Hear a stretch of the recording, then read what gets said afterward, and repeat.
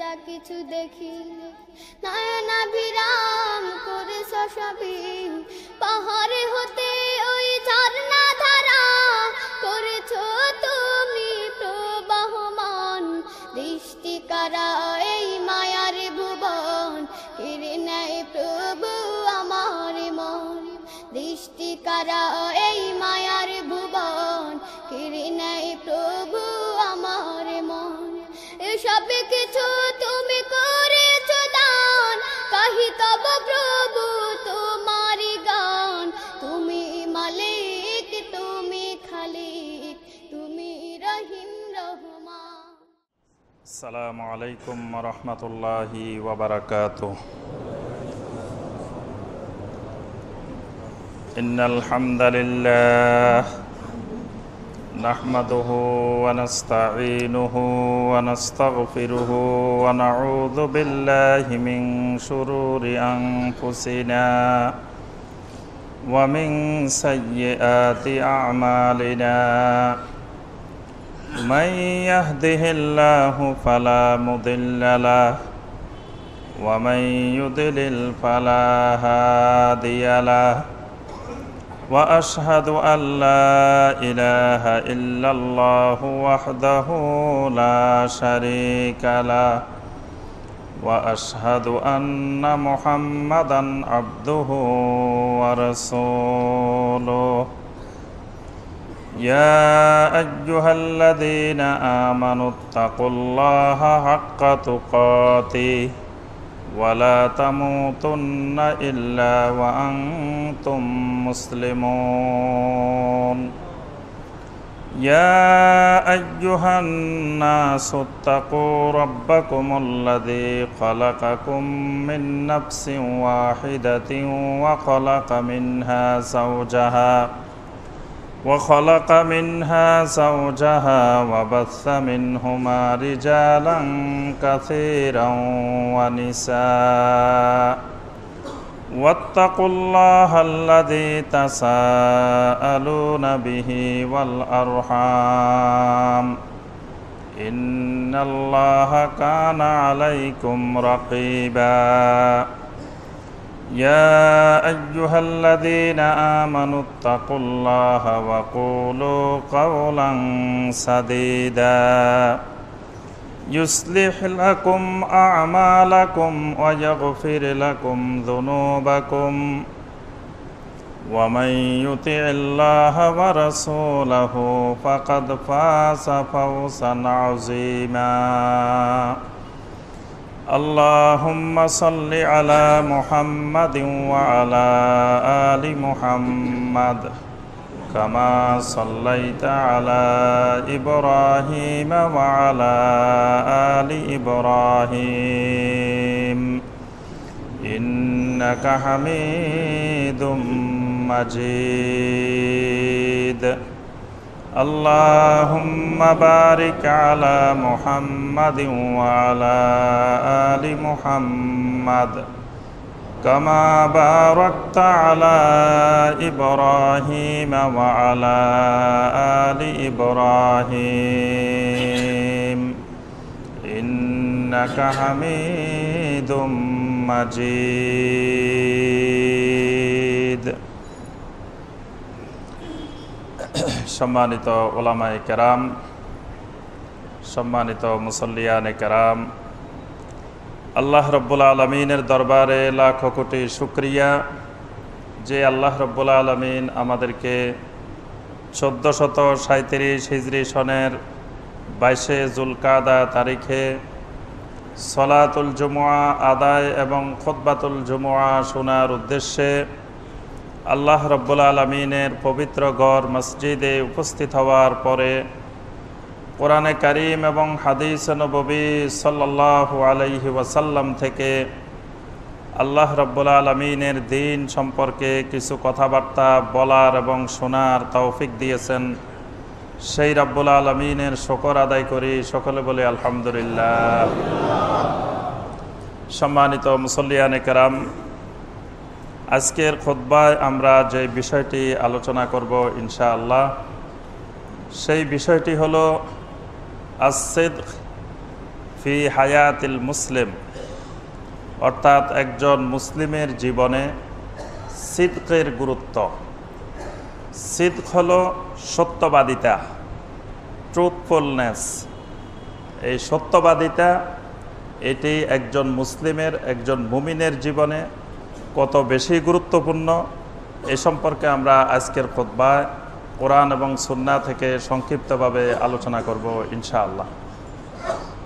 সম্মানিত ভাইয়েরা, আমরা আসলে বর্তমান সমাজে যখন আমরা বসবাস করছি, দিন দিন আমাদের মুসলিম সমাজ থেকে, মুসলিমদের থেকে সত্যবাদিতা এটি দূর হয়ে যাচ্ছে। দিন দিন আমরা সত্যবাদিতা পরিহার করে মিথ্যাবাদিতার দিকে আমরা ঝুঁকে পড়ছি।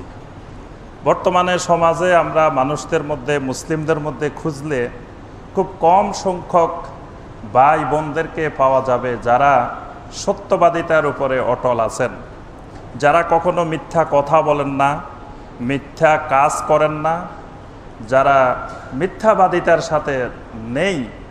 এরকম মুসলিম সমাজে খুব বিরল, খুঁজে পাওয়াই মুশকিল। অর্থাৎ আমাদের একজন মুমিনের যে গুরুত্বপূর্ণ একটি বৈশিষ্ট্য ছিল সিদক, সত্যবাদিতা, সত্যবাদিতার উপরে অটল থাকা, সেই গুণটি, সেই সিফাতটি আমরা মুমিনেরা আস্তে আস্তে হারিয়ে ফেলছি।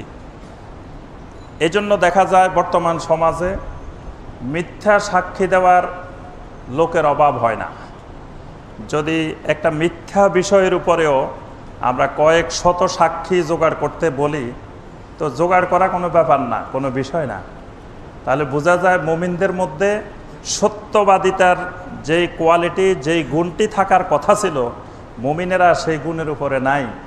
কারণ সেই গুণের উপরে যদি থাকতো, একজন মুমিনকে সারা দুনিয়া দিলেও সে কখনো মিথ্যা সাক্ষী দেওয়ার জন্য রাজি হতো না।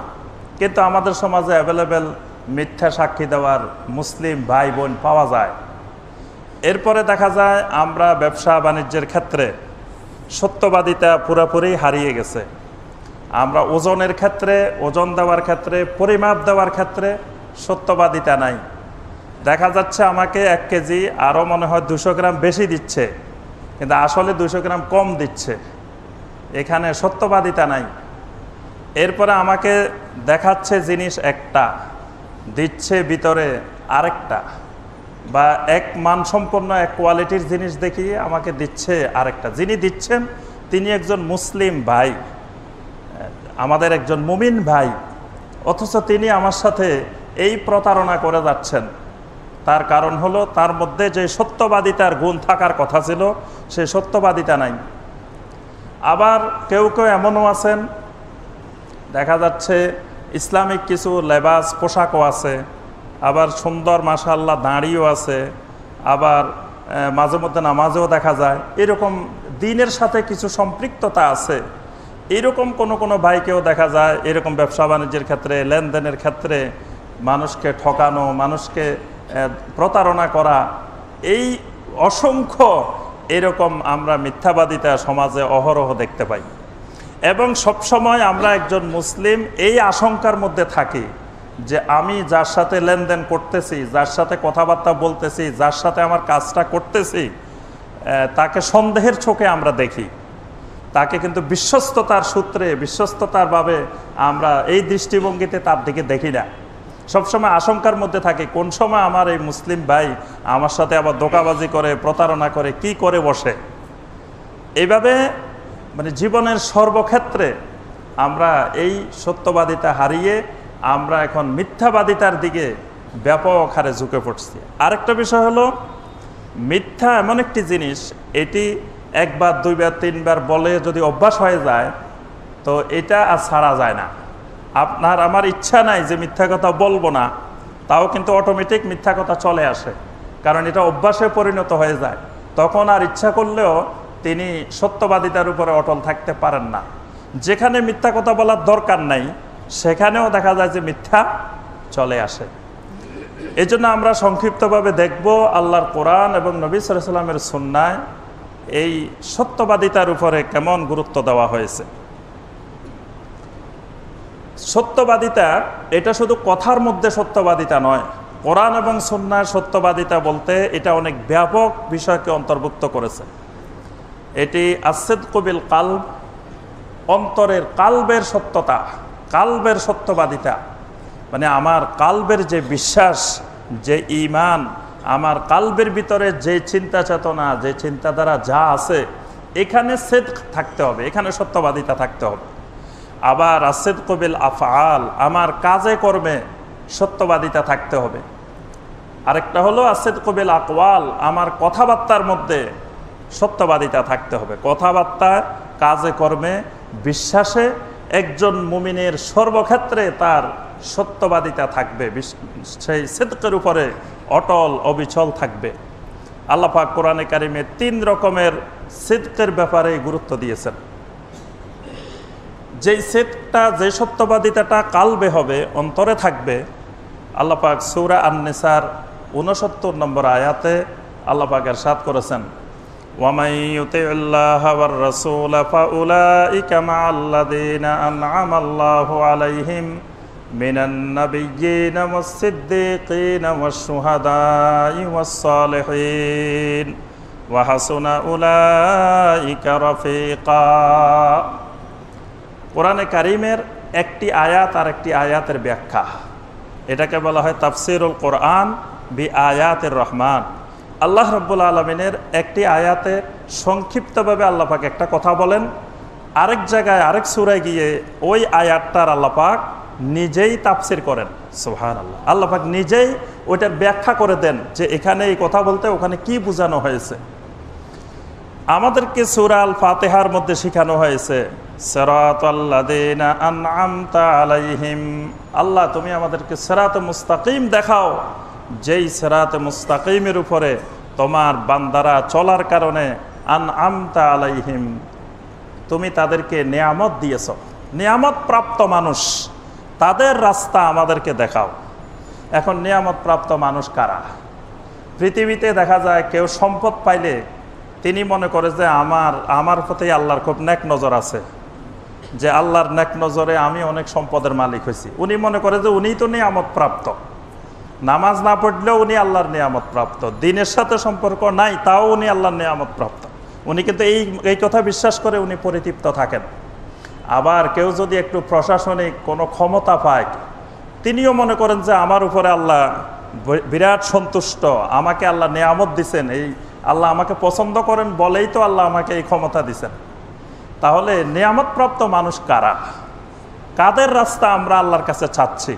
আল্লাহ পাক সূরা আন-নিসার 69 নম্বর আয়াতে কারিমায় তার ব্যাখ্যা দিচ্ছেন, নিয়ামতপ্রাপ্ত মানুষ কারা, কাদের রাস্তাটা সিরাতে মুস্তাকিমের রাস্তা।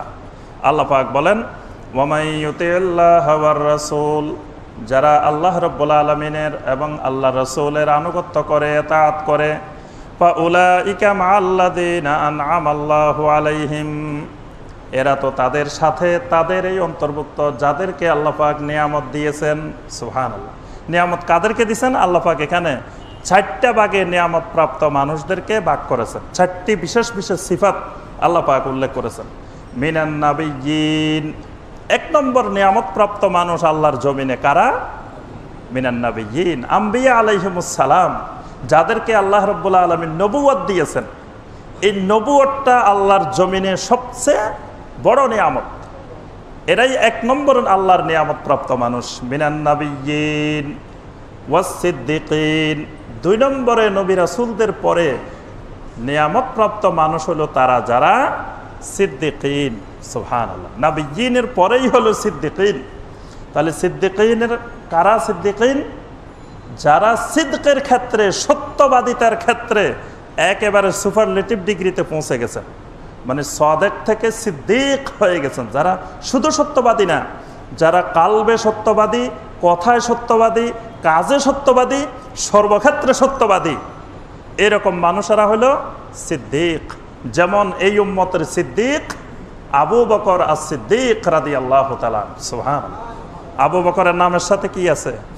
সিদ্দিক। সুবহানাল্লাহ, আল্লাহ রাসূল সাল্লাল্লাহু আলাইহি সাল্লাম একবার উহুদ পাহাড়ের উপরে উঠলেন, বুখারীর হাদিস। উহুদ পাহাড়ের উপরে নবী সাল্লাল্লাহু আলাইহি সাল্লাম উঠলেন, নবী সাল্লাল্লাহু আলাইহি সাল্লামের সাথে আবু বকর রাদিয়াল্লাহু তাআলা আনহু, ওমর রাদিয়াল্লাহু তাআলা আনহু, উসমান রাদিয়াল্লাহু তাআলা আনহু, এই তিনজন সহ নবী সাল্লাল্লাহু আলাইহি ওয়াসাল্লাম উহুদ পাহাড়ের উপরে আরোহণ করলেন। উহুদ পাহাড়, আল্লাহু আকবার, আল্লাহ রসুলকে আল্লাহর সকল মাখলুক চিনত। উহুদ পাহাড় চিনে গেছে আল্লাহ রসুল উহুদ পাহাড়ের উপরে, এবং আল্লাহ রসুলের বড় বড় তিনজন সাহাবী উহুদ পাহাড়ের উপরে উঠছে। উহুদ পাহাড় খুশিতে আনন্দে উহুদ পাহাড় নাচা শুরু করছে। সুবহানাল্লাহ। আল্লাহ রাসূল সাল্লাল্লাহু আলাইহি ওয়াসাল্লাম উহুদ পাহাড়ের উপরে ওঠার পরে উহুদ পাহাড় শুধু নাচে, নড়াচড়া করতেছে খুশিতে। নবী সাল্লাল্লাহু আলাইহি ওয়াসাল্লাম বলে উঠলেন, উসবুত ইয়া উহুদ, হে উহুদ স্থির হও, তোমার নাচানাচি করিও না, দাঁড়াও, স্থির হও, তুমি দাঁড়াও, স্থির হয়ে যাও। তোমার মধ্যে আছে নাবিয়ুন, একজন নবী, ওয়া সিদ্দিকুন, একজন সিদ্দিক, ওয়া শাহিদান, দুইজন শহীদ। সুবহানাল্লাহ। নবী সাল্লাল্লাহু আলাইহি ওয়াসাল্লাম বললেন, উহুদ পাহাড় তোমার উপরে এখন আছেন একজন নবী, একজন সিদ্দিক, আর দুইজন শহীদ। সুবহানাল্লাহ। শহীদ কাকে কাকে বলছেন? ওমর রাদিয়াল্লাহু তাআলা আনহু, ওসমান রাদিয়াল্লাহু তাআলা, এই দুইজনকে নবী সাল্লাল্লাহু আলাইহি ওয়াসাল্লাম বলে দিয়েছেন শহীদ। আবু বকরকে বলছেন সিদ্দিক, আর নবী সাল্লাল্লাহু আলাইহি ওয়াসাল্লাম তো আসেনই। সুবহানাল্লাহ। তাহলে দেখেন, ওই দিনেই ওমর আর ওসমান জেনে গেছেন আল্লাহ রসুল সাল্লাল্লাহু আলাইহি ওয়াসাল্লাম তো ওহীবিহীন কথা বলেন না, ওহীর আলোকেই কথা বলেন। নবী সাল্লাল্লাহু আলাইহি ওয়াসাল্লাম দুজনকে বলে দিয়েছেন শাহিদান, উহুদ পাহাড় তোমার উপরে দুইজন শহীদ আছে। সুবহানাল্লাহ। পরবর্তীতে দুইজনেই শহীদ হয়েছেন। ওমর রাদিয়াল্লাহু তাআলা আনহু শহীদ হয়েছেন, ওসমান রাদিয়াল্লাহু তাআলা আনহু শহীদ হয়েছেন। আরেকজনকে নবী সাল্লাল্লাহু আলাইহি ওয়াসাল্লাম বলছেন সিদ্দিক। তাহলে এই সিদ্দিক কেন সিদ্দিক? তিনি সিদ্দিক ফিল কালব, সিদ্দিক ফিল আফআল, সিদ্দিক ফিল আকওয়াল। সুবহানাল্লাহ। তিনি কালবের দিক থেকে মহাসত্যবাদী, কথার দিক থেকে মহাসত্যবাদী, আমলের দিক থেকে, কাজকর্মের দিক থেকে মহাসত্যবাদী। সুবহানাল্লাহ। এজন্য মেরাজ থেকে আসার পরে আল্লাহ রসুল সাল্লাল্লাহু আলাইহি ওয়াসাল্লাম যখন মেরাজের সমস্ত বিষয় ব্যাখ্যা দিলেন, সিদ্দিক আকবর সর্বপ্রথম সত্যায়নকারী, সর্বপ্রথম বলছেন, ইয়া রাসূলুল্লাহ সাল্লাল্লাহু আলাইহি ওয়াসাল্লাম, আপনি যা বলছেন 100 পরিপূর্ণ সহিহ। সুবহানাল্লাহ। নবী সাল্লাল্লাহু আলাইহি ওয়াসাল্লাম বলছেন, ইয়া আবু বকর আনতা সিদ্দিক, তুমি হলে এই উম্মতের সিদ্দিক। সুবহানাল্লাহ। তাহলে আমরা যে আয়াতটি বলছিলাম সেটি হলো, নবী রাসূলদের পরে আল্লাহর জমিনে যারা সবচেয়ে বেশি নিয়ামত প্রাপ্ত তারা কারা? সিদ্দিকীনেরা। এই সিদ্দিকীনের বৈশিষ্ট্য হলো তাদের ভিতরে সিদক, সত্যবাদিতার গুণ, এটা বড় আকারে থাকবে। তাদের কথাবার্তায়, কাজে কর্মে, তাদের বিশ্বাসে, সর্বক্ষেত্রে তাদের সত্যবাদিতার প্রতিফলন ঘটবে। 3 নম্বর কারা? মিনান নাবিয়্যিন ওয়াস সিদ্দিকিন ওয়াস শুহাদা, শহীদ যারা আল্লাহর রাস্তায় শাহাদাত বরণ করবেন, এই শহীদেরা নিয়ামত প্রাপ্ত মানুষ। আর 4th প্রকার নিয়ামত প্রাপ্ত হলো ওয়াস সালেহিন, সালেহিন মানুষেরা, নেককার বান্দারা যারা সালেহিন। এই 4 প্রকারের মানুষদেরকে আল্লাহ রাব্বুল আলামিন নিয়ামত প্রাপ্ত মানুষ বলছেন। এরাই আনআমতা আলাইহিম। আমরা আল্লাহর কাছে সবসময় দোয়া করি, সিরাতাল্লাযীনা আনআমতা আলাইহিম। আনআমতা আলাইহিমদের রাস্তা, ওই আনআমতা আলাইহিম হলেন নাবিয়্যিন, সিদ্দিকিন, শুহাদা, সালেহিন। সুবহানাল্লাহ। আল্লাহ পাক বলছেন, ওয়া হাসুনা উলাইকা রাফিকা, এরা যদি তোমাদের রফিক হয়ে যায় কতই না উত্তম, কতই না সুন্দর। সুবহানাল্লাহ। রফিক তো বুঝেন নাকি? যারা আরব দেশে যায় বলে যে রফিক তাল। রফিক তাল মানে কি? বন্ধু এদিকে আসো। তা আল্লাহ পাক বলতেছেন, ওয়া হাসুনা উলাইকা রাফিকা, এরা যদি তোমাদের বন্ধু হয়ে যায়, নবী রাসূলদের সাথে যদি তোমাদের বন্ধুত্ব হয়, নবী রাসূলদের সাথে রফিক হয়ে যায় নবী রাসূলেরা, সিদ্দিকীনেরা তোমাদের রফিক হয়ে যায়, শুহাদারা তোমাদের রফিক হয়ে যায়, সালেহিনেরা তোমাদের রফিক হয়ে যায়, ওয়া হাসুনা উলাইকা রাফিকা, কতই না উত্তম বন্ধু, কতই না সুন্দর বন্ধু। সুবহানাল্লাহ। তাহলে এখানে আল্লাহ রাব্বুল আলামিন যেই সত্যবাদিতার কথা বলছেন, এই সত্যবাদিতাটা হলো as-sidqu bil qalb, অন্তরের, কালবের সত্যবাদিতা। প্রথমে সত্যবাদিতাটা থাকতে হবে কালবে। কালবে গাছ লাগাইলে, বীজ বপন করলে তারপরে সেটা ফল ফলাদি আকারে প্রকাশ পাবে। আগে যদি গাছে না লাগাই তাহলে আর ফল আসবে কোথা থেকে? দ্বিতীয়ত যেই সত্যবাদিতা থাকতে হবে সেটা হলো as-sidqu বিল আফআল, কাজে কর্মে সত্যবাদিতা। যেমন আহজাবের যুদ্ধে, খন্দকের যুদ্ধে সাহাবাই কেরাম রাদওয়ানুল্লাহি তাআলা আলাইহিম আজমাইন তারা যেই সত্যবাদিতার গাছ তারা অন্তরে বপন করছিলেন, কিছু কিছু সাহাবী ওহুদের যুদ্ধে যাওয়ার সুযোগ পান নাই, বদরে যাওয়ার সুযোগ পান নাই। তারা মনে মনে আশঙ্কা করতেছিলেন, হায়রে যদি একটা জেহাদ আসতো বদরের মতো, ওহুদের মতো, আমরা যে ঈমানটা আনলাম এই ঈমানটা দেখাই দিতাম, কিন্তু দেখানোর কোনো রাস্তা পাইতেছি না। আল্লাহ রাব্বুল আলামিন তখন এই খন্দকের যুদ্ধের বিধান দিলেন, খন্দকের জেহাদের বিধান দেওয়ার পরে তারা এত উদ্যমে জেহাদের ময়দানে ঝাঁপিয়ে পড়লেন। আল্লাহ পাক তাদের প্রশংসা করে সূরা আল আহজাবের 23 নম্বর আয়াতে আল্লাহ পাক বলছেন, মিনাল মুমিনিনা রিজালুন আহাদু সাদাকু মা আহাদুল্লাহ বিহি আলাইহি, যে মুমিনদের মধ্যে কিছু মানুষ এমন আছে, মিনাল মুমিনিনা রিজাল, মুমিনদের মধ্যে কিছু মানুষ এমন আছে যারা সাদাকু মা আহাদুল্লাহ আলাইহি, আল্লাহর সাথে যারা তারা যে চুক্তি করেছিল সেই চুক্তিটা সাদাকু সত্যায়ন করেছে। সুবহানাল্লাহ, মানে ওই চুক্তিটার বাস্তবায়ন তারা দেখিয়ে দিছে। কোথায় দেখিয়ে দিছে? ওই আহজাবের ময়দানে, খন্দকের ময়দানে। মানে এরা উহুদ পায় নাই, বদর পায় নাই, এই জন্য এত উদ্যমে এই খন্দকে তারা ঝাঁপিয়ে পড়েছিল। আল্লাহ পাক এদের প্রশংসা করে বলছেন সাদাকু মা আহাদুল্লাহ আলাইহি, সাদাকু এরা সত্যায়ন করেছে। সিদক, এই সিদকটা হলো সিদকু বিল আফআল, কাজে কর্মে সিদক।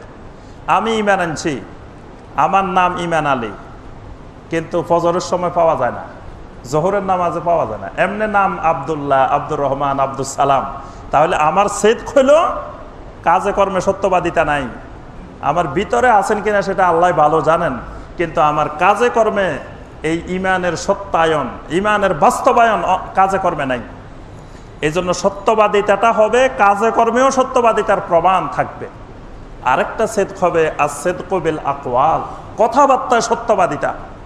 আল্লাহ পাক সূরা সফের মধ্যে মুমিনদেরকে লক্ষ্য করে বলছেন 2 নম্বর এবং 3 নম্বর আয়াত, ইয়া আইয়ুহাল্লাযীনা আমানু লিমা তাকুলুনা মা লা তাফআলুন কাবুরা মাকতান ইনদাল্লাহি আন তাকুলু মা লা তাফআলুন। রব্বুল আলামিন বলেন, হে ঈমানদারগণ, লিমা তাকুলুন, এমন কথা তোমরা কেন বলো, মা লা তাফআলুন, যেটা তোমরা করো না, যেটা তোমরা নিজেরা করো না, এরকম কথা কেন বলো? কাবুরা মাকতান ইনদাল্লাহি আন তাকুলু মা লা তাফআলুন, যে জিনিস তোমরা বাস্তবে করো না, কাজে কর্মে করো না, এমন কথা বলা এটা আল্লাহর কাছে অনেক বড় ধরনের অপরাধ। কাবুরা মাকতান, এটা অনেক বড় অপরাধ। যেটা তুমি করো না সেটা বলো, যেটা বলো সেটা করো না, এটা আমাদের অভ্যাস, বর্তমানে আমাদের বড় অভ্যাস। যেটা আমরা বলি সেটা করি না, যেটা করি সেটা বলি না। আল্লাহ পাক বলতেছেন, হে ঈমানদারগণ, কেন তোমরা এরকম করো? এটা তো আল্লাহর কাছে বড় অপরাধ। তাহলে সত্যবাদিতা থাকতে হবে বিল আকওয়াল, কথা যেটা হবে কাজও সেটা হবে, কাজ যেটা হবে কথাও সেটা হবে, কথা এবং কাজে মিল থাকা, এটা হলো আস-সিদকু বিল আকওয়াল, কথাবার্তার মাধ্যমে সত্যবাদিতা। তাহলে সত্যবাদিতাটা এত ব্যাপক, এটা খালি কথার সত্যবাদিতা না, এটা কালবের সত্যবাদিতা, আফআলের সত্যবাদিতা, কাজে কর্মের সত্যবাদিতা এবং কথাবার্তার সত্যবাদিতা।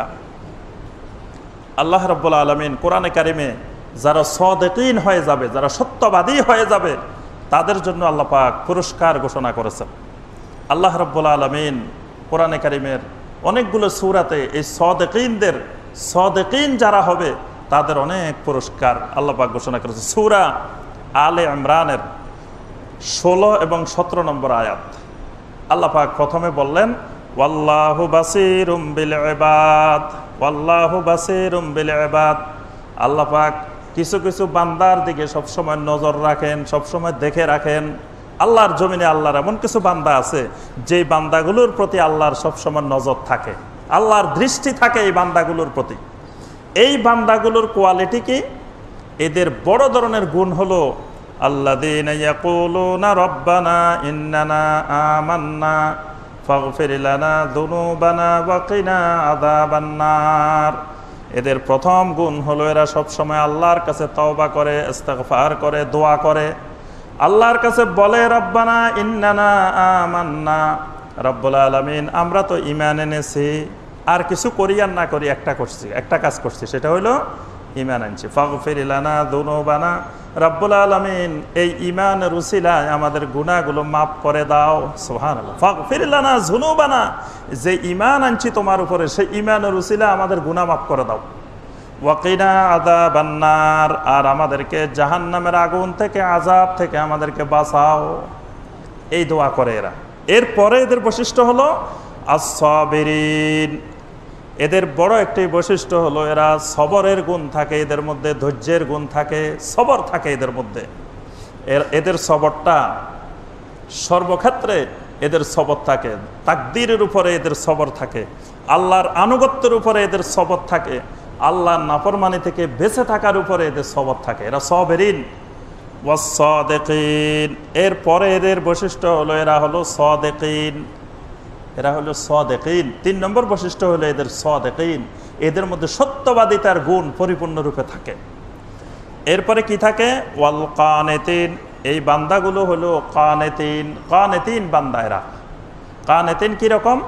কানিতিন বুঝতে হলে দোয়ায়ে কুনুত বুঝতে হবে। দোয়ায়ে কুনুত আছে না একটা? কোন নামাজে পড়েন? ঈদের নামাজে? বিতরের নামাজে। মাশাআল্লাহ, সবাই জানে। বিতরের নামাজে আমরা যে দোয়াটা পড়ি সেটার নাম হলো দোয়ায়ে কুনুত। এই কুনুতের মধ্যে যেই দোয়াগুলো আছে, এই দোয়াগুলো যার মধ্যে আছে তার নাম হলো কানিতিন। কোরআনে কারিমে অনেক জায়গায় আল্লাহ পাক আল্লাহর বিশেষ বান্দাদের একটি বৈশিষ্ট্য বর্ণনা করেছেন যে কানিতিন। এরা আল্লাহ রাব্বুল আলামিনের একান্ত অনুগত। একান্ত অনুগত কারা? আল্লাহুম্মা ইন্না নাস্তাঈনুকা, হে আল্লাহ আমরা একমাত্র সাহায্য চাই তোমার কাছে। ওয়া নাস্তাগফিরুকা, ইস্তিগফার করি তোমার কাছে। ওয়া নুমিনু বিকা, ঈমান আনি তোমার উপরে। ওয়া নাতাওয়াক্কালু আলাইকা, তাওয়াক্কুল করি তোমার উপরে। এইভাবে এই দোয়ায়ে কুনুতের মধ্যে যতগুলো দোয়া কথা আছে, এই কথাগুলোর উপরে যারা বিশ্বাসী এবং যাদের আমল বাস্তবে এইগুলোর সাথে মিল আছে, এই বান্দাগুলোর নাম হলো কানিতিন। এরপরে আল্লাহ পাক বলতেছেন এদের আরেকটি বৈশিষ্ট্য হলো ওয়াল মুনফিকিন। এরা সবসময় আল্লাহর রাস্তায় খরচ করে, আল্লাহর রাস্তায় দান করে। আরেকটি বৈশিষ্ট্য হলো ওয়াল মুস্তাগফিরিনা বিল আসহার।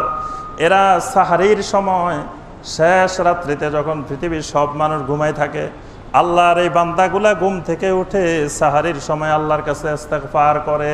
সুবহানাল্লাহ। এটা এই বাসিরুম বিল ইবাদ যারা, এদের বড় বৈশিষ্ট্য যে ওয়াল মুস্তাগফিরিনা বিল আসহার। এরা সাহারির সময়, ফজরের আগে, রাত্রের শেষ ভাগে তাহাজ্জুদ পড়ে, ওই সময় আল্লাহর কাছে ইস্তিগফার করে। সুবহানাল্লাহ। তাহলে এখানে আল্লাহ পাক যে বৈশিষ্ট্যগুলোর কথা বলছেন, গুরুত্বপূর্ণ একটা বৈশিষ্ট্য হলো কি? সাদিকিন। এরা সত্যবাদী। এদের বড় গুণ সিদক, সত্যবাদিতার গুণ এদের মধ্যে বজায় আছে। সুবহানাল্লাহ। সূরা আত-তাওবার 117, 118, 119 এই 3টি আয়াতে কারিমায় আল্লাহ রাব্বুল আলামিন 3 জন বিশিষ্ট সত্যবাদী সাহাবী, 3 জন বিশিষ্ট সত্যবাদী সাহাবীর ঘটনা আল্লাহ পাক বর্ণনা করেছেন এবং এই 3 জনের তাওবা কবুল করেছেন আল্লাহ পাক। এই জন্য ওই তাওবার আয়াত নাজিল করেছেন। এই জন্য এই সূরাটার নাম হয়েছে সূরা আত-তাওবা। ওই সূরাটার নামই হলো সূরা আত-তাওবা। যেই 3 জনের তাওবার কারণে আল্লাহ পাক এই সূরার নাম রেখেছেন সূরা আত-তাওবা। এই 3 জনকে আল্লাহ পাক নাম দিয়েছেন সাদিকিন। এই 3 জন হলেন সাদিকিন। এবং আল্লাহ পাক 3 জন এই কথাও বলে দিয়েছেন ওয়া আলাস সালাসাতিল্লাযিনা খুল্লিফু। ওয়া আলাস সালাসা, সালাসা মানে 3। মাশাআল্লাহ, সবাই আরবিও জানে। সালাসা মানে 3 জন। আল্লাহ পাক বলেছেন ওয়া আলাস সালাসা, যে ওই 3 জনের উপরে আল্লাহ পাক তওবা কবুল করেছেন, তাদেরকে ক্ষমা করে দিয়েছেন। আল্লাযিনা খুল্লিফু, যারা পিছনে রয়ে গিয়েছিল। এই 3 জন কে কে? একজন হলো, এই 3 জনের নাম মনে রাখবেন, আরেকদিন জিজ্ঞাসা করব, আরেকদিন ইন্টারভিউ নিব যে মনে আছে কিনা। কারণ এই 3 জন আমাদের বিরাট সম্পদ, মুসলিম উম্মার বড় সম্পদ, যাদেরকে আল্লাহ পাক কোরআনে সার্টিফিকেট দিয়েছেন যে এরা সাদিকিন। তা আপনি আমি যদি এই 3 জনের নামে না জানি তা আর কি জানলাম? একজন হলেন কাব ইবনে মালিক রাদিয়াল্লাহু তাআলা, কাব ইবনে মালিক রাদিয়াল্লাহু তাআলা। একজন হলেন হেলাল ইবনে উমাইয়া রাদিয়াল্লাহু তাআলা। আরেকজন হলেন মুরারা ইবনে রুবাই রাদিয়াল্লাহু তাআলা। এই 3 জন সাহাবী, একজন কাব ইবনে মালিক, একজন হেলাল ইবনে উমাইয়া, একজন হলেন মুরারা ইবনে রুবাই। এই নামটা একটু কষ্টকর আছে, মুরারা ইবনে রুবাই। উনি একজন, কাব ইবনে মালিক একজন, হেলাল ইবনে উমাইয়া একজন, এই তিনজন সাহাবীর ঘটনাটা আমরা সংক্ষেপে বলি, একেবারে সংক্ষেপে। এটার বুখারী মুসলিমে লম্বা হাদিস আছে। এই তিনজন সাহাবীর ঘটনা নবী সাল্লাল্লাহু আলাইহি সাল্লাম থেকে বিশাল আকারে বর্ণনা করা আছে। কাব ইবনে মালিক, হেলাল ইবনে উমাইয়া, মুরারা ইবনে রুবাই, এই তিনজন বিশিষ্ট সাহাবী তারা তাবুকের যুদ্ধে যেতে পারেন নাই। তাবুকের যুদ্ধে এই তিনজন সাহাবী যেতে পারেন নাই। তাবুকের যুদ্ধের সময় কয়েকটা কারণে তারা যেতে পারেন নাই। এরা কিন্তু বদরে অংশগ্রহণ করছে। তাবুকের সে বদর ছিল জীবনে সবচেয়ে বড় কঠিন, সে বদরই সাহাবী, কিন্তু তাবুকে যেতে পারেন নাই। তাবুকে যেতে না পারার কারণ ছিল তখন মদিনাতে প্রচণ্ড গরমের সিজন, গরম বেশি ছিল। আরেকটা ছিল তখন মদিনাতে ফসল এসেছে। মদিনার মানুষের অবস্থা ছিল আমাদের উত্তরবঙ্গের দিকে একসময় মঙ্গা পরিস্থিতি হইতো না? মঙ্গার পরে যদি ফসল আসতো, ধান আসতো, তখন উত্তরবঙ্গের মানুষের কাছে কত খুশি লাগতো। এইরকম আরবের মরুভূমিতে, বিশেষ করে মদিনা অঞ্চলে যখন খেজুর পাকার মৌসুম আসতো, এর আগে তাদের মধ্যে একটা মঙ্গা চলতো। এই মঙ্গার পরে যখন খেজুর আসতো তখন তাদের কাছে বিশাল এক আনন্দ চলতো। এই জন্য তারা তখন একটা নবান্ন উৎসব করতো মদিনার ঘরে ঘরে। এই তখন খেজুর ফাঁকার সময় ছিল, ফসল ফাঁকার সময়, একদিকে অত্যাধিক গরম।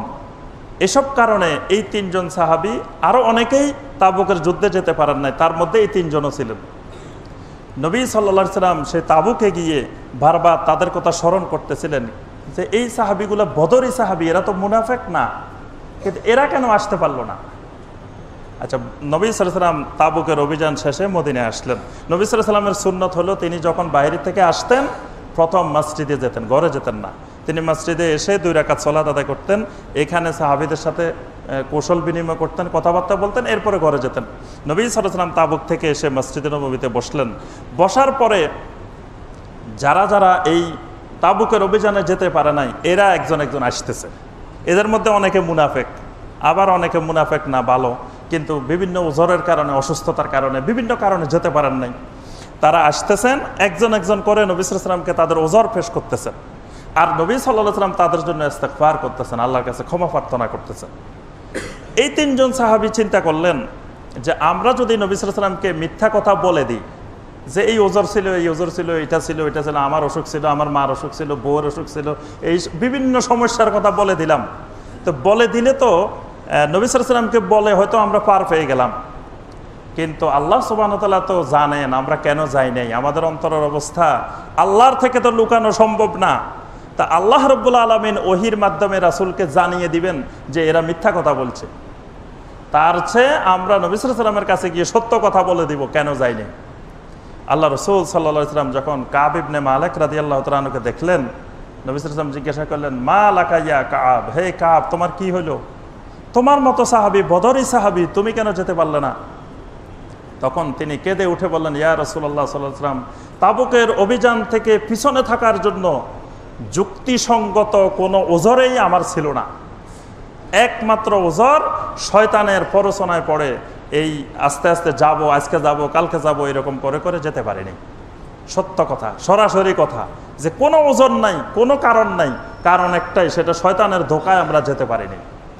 বাকিরা সবাই ওজর পেশ করছেন, 3 জন ওজর পেশ করেন নাই, সরাসরি কথা বলছেন যে আমাদের কোনো ওজর ছিল না, আমরা শয়তানের প্ররোচনায় ধোকায় পড়ে আমরা যেতে পারি নাই। নবী সাল্লাল্লাহু আলাইহি ওয়াসাল্লাম বললেন, ঠিক আছে তোমরা অপেক্ষা করো, আল্লাহর পক্ষ থেকে কি ফয়সালা আসবে। তখন এই 3 জনকে অনেকে গিয়ে বলতেছে, আরে বোকা, তোমাদের তো বুদ্ধি শুদ্ধিও নাই, মুসলমান হয়েছে আগাগোড়ায় বোকা। কারণ নবী সাল্লাল্লাহু আলাইহি ওয়াসাল্লামের সামনে একটা মিথ্যা বানায় বলার কঠিন ব্যাপার নাকি? একটা মিথ্যা বানায় বলে দিতে নবী সাল্লাল্লাহু আলাইহি ওয়াসাল্লাম দোয়া করে দিত, আর নবী সাল্লাল্লাহু আলাইহি ওয়াসাল্লাম দোয়া করলে তো আল্লাহ মাফ করে দিত। দেখেন বাঙালি বুদ্ধি। আমাদের দেশে অনেকে মনে করে যে ঘুষ খাই, কোটি কোটি টাকা আগে বানাই, সুদ খাই আগে টাকা বানাই, বাড়ি ঘর করে আগে অনেক কিছু করে ফেলি, করার পরে আমি প্রতি বছর হজে চলে যাব, প্রতি বছর উমরায় যাব, তারপরে মসজিদে কয়েক লাখ টাকা দিয়ে দিব, আল্লাহর রাস্তায় খরচ করতে থাকবো, তো এগুলোর দ্বারাই তো সব মাফ হয়ে যাবে। ইমাম সাহেব, খতিব সাহেব তো দোয়া করে আমাকে জান্নাতে দরজা পর্যন্ত দিয়ে আসবে। দোয়া এমনভাবে করতে হয় দরজা পর্যন্ত পৌঁছায় দিয়ে আসতে হয়, দরজা থেকে একটু দূরে দিয়ে আসলেও কিন্তু হয় না। তাহলে এইরকম দোয়া করতে করতে তো আমি এমনি মাফ হয়ে যাবে, তাহলে সুদ খাইলে ঘুষ খাইলে হারাম উপার্জন করলে অসুবিধা কি? তো কিছু মানুষ তাদেরকে বুদ্ধি দিলেন যে তোমরাই কি করলা, তোমরা এই বিপদে পড়ছো কেন, হাতে ধরে তোমরা বিপদে পড়ছো, তোমরা নবী সাল্লাল্লাহু আলাইহি ওয়াসাল্লামের কাছে গিয়ে একটা মিথ্যা ওজর পেশ করে দিতা, নবী সাল্লাল্লাহু আলাইহি ওয়াসাল্লাম তোমাদের জন্য আল্লাহর কাছে ইস্তিগফার করে দিতেন, দোয়া করে দিতেন। আর আল্লাহ পাক কোরআনের আয়াত নাজিল করেছেন যে রাসূল যদি তোমাদের জন্য ওয়াস্তাগফার লাহুমুর রাসূল লাওয়াজাদুল্লাহ তাওয়াবার রহিমা, রাসূল যদি ইস্তিগফার করে তোমরা আল্লাহকে তাওয়াব পাবা, তওবা কবুলকারী পাবা, আল্লাহ মাফ করে দিবেন। তাহলে আল্লাহ মাফ করে দিত।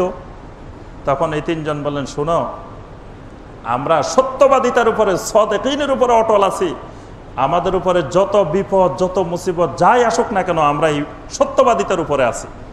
আলহামদুলিল্লাহ এই তিনজন সাহাবী 50 দিন পর্যন্ত তাদেরকে কষ্ট করতে হয়েছে। নবী সাল্লাল্লাহু আলাইহি ওয়াসাল্লাম বলে দিলেন, এই তিনজনের সাথে কেউ কথা বলবা না, কেউ তিনজনকে সালাম দিবা না, সালাম দিলে সালামের জবাব দিবা না। এই কষ্টকর জীবন তাদেরকে 50 দিন করতে হয়েছে। কাব ইবনে মালিক রাদিয়াল্লাহু তাআলা আনহু বলেন, বাকি দুইজন বৃদ্ধ সাহাবী ছিলেন, তারা ঘর থেকে বের হতেন না, বাড়িতে বসে থাকতেন। আমি একটু যুবক ছিলাম, আমি ঘরে বসে থাকতে পারতাম না, আমি রাস্তায় বের হইতাম। কত সাহাবীকে আমি সালাম দিছি, কোনো সাহাবী আমার সালামের জবাব দেন নাই। একদিন আমি দেওয়াল টপকিয়ে এক সাহাবীর বাড়িতে গিয়ে ওই সাহাবীকে বললাম যে ভাই, আমি কি মুনাফেক? তোমরা আমার সালামের জবাব দিচ্ছ না কেন? তারা কোনো কথা বলেন না, তারা আমাকে দেখলে আরেক দিকে চলে যান। আমি মসজিদে নববীতে যখন সালাত আদায় করতাম, নামাজের ফাঁকে ফাঁকে আল্লাহ রসুলের দিকে তাকাইতাম যে নবী সাল্লাল্লাহু আলাইহি ওয়াসাল্লাম আমার দিকে একটু তাকান কিনা। দেখতাম যে আমি যখন অন্য দিকে তাকাই থাকি তখন নবী সাল্লাল্লাহু আলাইহি ওয়াসাল্লাম আমার দিকে তাকাইতেন, কিন্তু আমি যখন নবী সাল্লাল্লাহু আলাইহি ওয়াসাল্লামের দিকে তাকাইতাম নবী সাল্লাল্লাহু আলাইহি ওয়াসাল্লাম আরেক দিকে ফিরে যেতেন। এই অবস্থা 40 দিন গেল। তারপরে নবী সাল্লাল্লাহু আলাইহি ওয়াসাল্লাম নির্দেশ দিলেন, তোমরা তোমাদের স্ত্রীদের থেকেও আলাদা হয়ে যাও, স্ত্রীরাও তোমাদের সাথে একসাথে থাকতে পারবে না, কথাবার্তা বলতে পারবে না। তখন কাব ইবনে মালিক বলেন, বাকি একজন সাহাবী তিনি বৃদ্ধ অবস্থার কারণে তার স্ত্রী নবী সাল্লাল্লাহু আলাইহি ওয়াসাল্লাম থেকে অনুমতি নিয়ে আসছেন, কিন্তু আমি তো বৃদ্ধ না, এজন্য আমি আর অনুমতিও নিই নাই। 50 দিন পরে আল্লাহ রাব্বুল আলামিন এই সূরা আত-তাওবার 117, 118, 119 এই 3টি আয়াতে কারিমা নাজিল করলেন। নাজিল করার পরে সর্বপ্রথম ওই সাফা পাহাড়ের উপরের থেকে সিদ্দিকে আকবর রাদিয়াল্লাহু তাআলা চিৎকার দিয়ে উঠেছেন, চিৎকার দিয়ে বলছেন, হে কাব ইবনে মালিক, আবশিরু আবশিরু বিত-তাওবা। কাব ইবনে মালিক রাদিয়াল্লাহু তাআলা বলেন, আমি সর্বপ্রথম যে আওয়াজটা শুনেছি পাহাড়ের উপর থেকে সেটা আবু বকর সিদ্দিক রাদিয়াল্লাহু তাআলার আওয়াজ। তিনি চিৎকার দিয়ে বলছিলেন, হে কাব ইবনে মালিক, তোমার তাওবার সুসংবাদ গ্রহণ করো, আল্লাহ তোমার তাওবা কবুল করছেন। সুবহানাল্লাহ। তখন চতুর্দিক থেকে সাহাবায়ে কেরাম এসে এই তিনজন সাহাবীকে জড়াই ধরতেছেন যে আল্লাহ তোমাদের তাওবা কবুল করার ব্যাপারে কোরআনের আয়াত নাজিল করে দিয়েছেন। সুবহানাল্লাহ। দেখেন আজকে 1400 বছর, এরকম আরো হাজার শত শত বছর চলে গেল, কিয়ামত পর্যন্ত এই তিনজন সাহাবী আমাদের সামনে সত্যবাদিতার আদর্শ হয়ে থাকবেন। আল্লাহ পাক দুনিয়ার সকল মুমিনকে বলছেন, ইয়া আইয়ুহাল্লাযীনা আমানুত্তাকুল্লাহ ওয়া কুনু মা'আস সাদিকিন, হে ঈমানদারগণ ইত্তাকুল্লাহ। তাফসিরে জালালাইন লিখছে, ইত্তাকুল্লাহ বিতারকে মাআসিহি, তোমরা আল্লাহর নাফরমানি ছেড়ে দিয়ে আল্লাহর তাকওয়া, আল্লাহকে ভয় করো। আর ওয়া কুনু মা'আস সাদিকিন, তাফসিরে ইবনে কাসির লিখেছেন, কুনু মা'আস সাদিকিনের অর্থ হলো আই উসদুকু ওয়া আলজিমু বিসসিদক, তোমরা সত্যবাদী হয়ে যাও, নিজেদের জন্য সত্যবাদিতাকে আবশ্যক করে নাও। তাকুনু মিন আহলিহি, তাহলে তোমরা আহলুস সিদক হয়ে যাবে। সুবহানাল্লাহ। আহলুস সিদক, সত্যবাদী হয়ে যাবে। আব্দুল্লাহ ইবনে ওমর রাদিয়াল্লাহু তাআলা আনহুমা বলেন, মা'আস সাদিকিন অর্থ হলো মা রাসূলুল্লাহ সাল্লাল্লাহু আলাইহি ওয়াসাল্লাম ওয়া আসহাবিহি, তোমরা আল্লাহ রাসূলের মতো এবং সাহাবীদের মতো সাদিকিন হয়ে যাও। সুবহানাল্লাহ। মূলত এখানে ওই তিনজনকে বিশেষ করে ইন্ডিকেট করা হয়েছে, ওই তিনজনকে আল্লাহ বলছেন সাদিকিন, যে এই সাদিকিনদের মতো তোমরাও সাদিকিন হয়ে যাও, কারণ তোমরাই তো এই সাহাবীদের উত্তরসূরি, তোমরাই তো এই রাস্তার মানুষ। এই জন্য সম্মানিত ভাইরা, এই সূরা তাওবার 3টি আয়াতে আল্লাহ পাক সাদিকিনের বিশেষ পুরস্কার ঘোষণা করেছেন। নবী সাল্লাল্লাহু আলাইহি ওয়াসাল্লাম বলেন, ইন্নাস সিদকা ইয়াহদি ইলাল বির, সত্যবাদিতা মানুষদেরকে কল্যাণের দিকে নিয়ে যায়। ওয়া ইন্নাল বিররা ইয়াহদি ইলাল জান্নাহ, আর কল্যাণকামিতা মানুষদেরকে জান্নাতে নিয়ে যায়। সুবহানাল্লাহ। তাহলে সত্যবাদিতা মানুষদেরকে জান্নাতের দিকে নিয়ে যায়। ওয়া ইন্নার রাজুলা লা ইয়াসদুকু হাত্তা ইউক্তাবা ইনদাল্লাহি সিদ্দিকা। যখন কোনো ব্যক্তি এরকম সত্যবাদিতার উপরে চলতে থাকে, পরিশেষে ওই ব্যক্তি আল্লাহর কাছে সিদ্দিক হয়ে যান। সুবহানাল্লাহ। সত্যবাদিতার উপরে চলতে চলতে এক সময় লোক সিদ্দিক হয়ে যান। সুবহানাল্লাহ। নবী সাল্লাল্লাহু আলাইহি ওয়াসাল্লাম বলেন, আস-সিদকু তামানিনা ওয়াল কাযিবু রিবা। সত্যবাদিতার মধ্যে তোমাদের জন্য তামানিনা রয়েছে, প্রশান্তি রয়েছে, আর মিথ্যাবাদিতার মধ্যে তোমাদের জন্য অশান্তি রয়েছে। দেখবেন সত্য কথা বললে, সত্যের উপরে চললে, মানে সুখ শান্তি অন্য কিছু থাকুক আর না থাকুক, অন্তরের দিক থেকে একটি প্রশান্তি মানুষ অনুভব করে। এটাকে নবী সাল্লাল্লাহু আলাইহি ওয়াসাল্লাম বলছেন তামানিনা, একটি প্রশান্তি তোমাদের অন্তরে বিরাজ করবে যদি তোমরা সত্যবাদিতার উপরে চলো। নবী সাল্লাল্লাহু আলাইহি ওয়াসাল্লাম সাহাবীদেরকে যেই কয়টি বিষয়ে খুব গুরুত্বের সাথে নির্দেশ দিতেন, তার মধ্যে একটি ছিল সিদক। আবু সুফিয়ান যখন রোম সম্রাট হিরাক্লিয়াসের কাছে গেলেন, তখন হিরাক্লিয়াস জিজ্ঞাসা করলো, আচ্ছা মদিনাতে যে মুহাম্মদ সাল্লাল্লাহু আলাইহি ওয়াসাল্লাম এসেছেন, তিনি তোমাদেরকে কি কি বিষয়ের উপরে নির্দেশ দেন আমাদেরকে বলো তো, তিনি কি কথাবার্তা বলেন তোমাদের সাথে? তখন আবু সুফিয়ান বলল যে রাসূলুল্লাহ সাল্লাল্লাহু আলাইহি ওয়াসাল্লাম আমাদেরকে যে কথাগুলো বলেন সেগুলো হলো উবুদুল্লাহ ওয়াহদা ওয়ালা তুশরিকু বিহি শাইআ। তিনি আমাদেরকে বলেন যে তোমরা আল্লাহর একত্ববাদের ভিত্তিতে আল্লাহর ইবাদত করো, আল্লাহর গোলামি করো, আল্লাহর সাথে কাউকে শিরক করিও না। ওয়াতরুকু মা ইয়াকুলু আবাউকুম, তোমাদের বাপ দাদারা কি বলতো সেগুলা ছেড়ে দাও, বাপ দাদার কথা ছেড়ে দাও। এটা রাসূল সাল্লাল্লাহু আলাইহি ওয়াসাল্লাম আমাদেরকে জোর দিয়ে বলেন। কিন্তু বর্তমানে আবার মুসলিমদের মধ্যে এই রোগ এসে গেছে। মুসলিমেরা এখন বাপ দাদার দোহাই দেয়, ইসলামের ব্যাপারেও দ্বীনের ব্যাপারেও কিছু বললে বলে যে আমাদের বাপ দাদারা করে আসতেছে। তো বাপ দাদারা তো এরকম এসি মসজিদে নামাজও পড়ে নাই, বাপ দাদারা এরকম এসি মসজিদে নামাজ পড়ছে না, বাপ দাদার আমলে এরকম ফ্যান এত সুন্দর এত কিছু ছিল, তা আমরা এখন পড়তেছি না। এটা তো বলি না যে না আমার বাপ দাদা সনের ঘরে থাকতো, আমি এখন আবার বিল্ডিং করে থাকবো কেন, এসি করে থাকবো কেন। বাপ দাদারা যেমন থাকছে, বাপ দাদারা আমলে পড়তো আলিফ বে তে সে, এরকম পড়তো না। আমরা কি এখন বে তে সে পড়ি?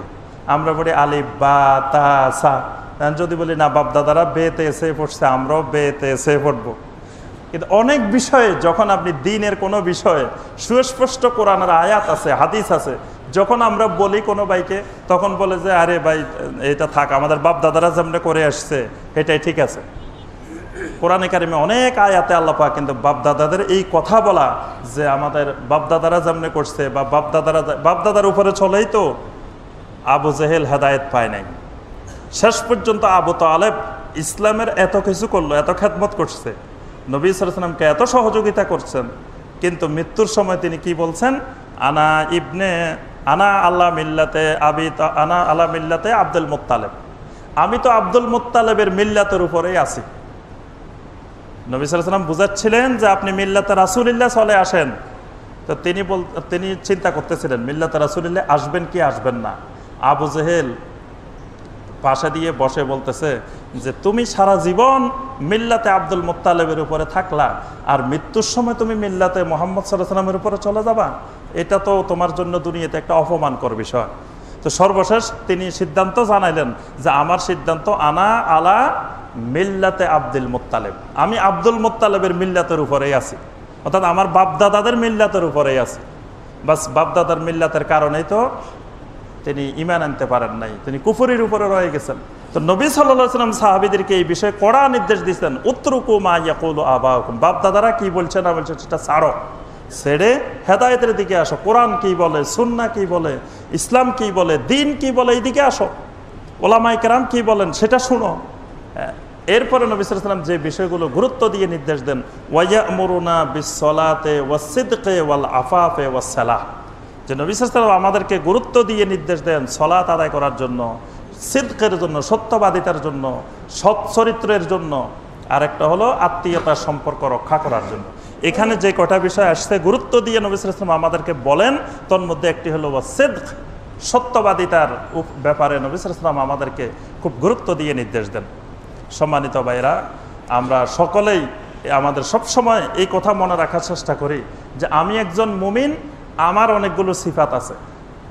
আমি একজন সাবিরিন, আমি একজন সাদিকিন, আমি একজন কানিতিন, আমি একজন মুনফিকিন, আমি একজন মুস্তাগফিরিন বিল আসহার। এই সিফাতগুলো, এই গুণগুলো মনে রাখতে হবে সব সময়। যে আমি একজন সাদিকিন, আমার বড় বৈশিষ্ট্য আমি একজন সত্যবাদী। সত্যবাদিতার জন্য যদি আমার হাজারো কোটি টাকাও চলে যায়, আমার দুনিয়াতে অসংখ্য নোকসানও হয়, তবুও আমি মুমিন, আমি সাদিকিন। আল্লাহ পাক আমাদের সবাইকে সাদিকিন হওয়ার তৌফিক দান করুন। আল্লাহ পাক আমাদের সবাইকে সিদকের উপরে অটল থাকার আল্লাহ পাক তৌফিক দান করুন। মিথ্যাবাদিতা থেকে আল্লাহ আমাদেরকে বেঁচে থাকার তৌফিক দান করুন। আমিন ইয়া রাব্বাল আলামিন। আসসালামু আলাইকুম ওয়া রাহমাতুল্লাহি ওয়া বারাকাতুহু।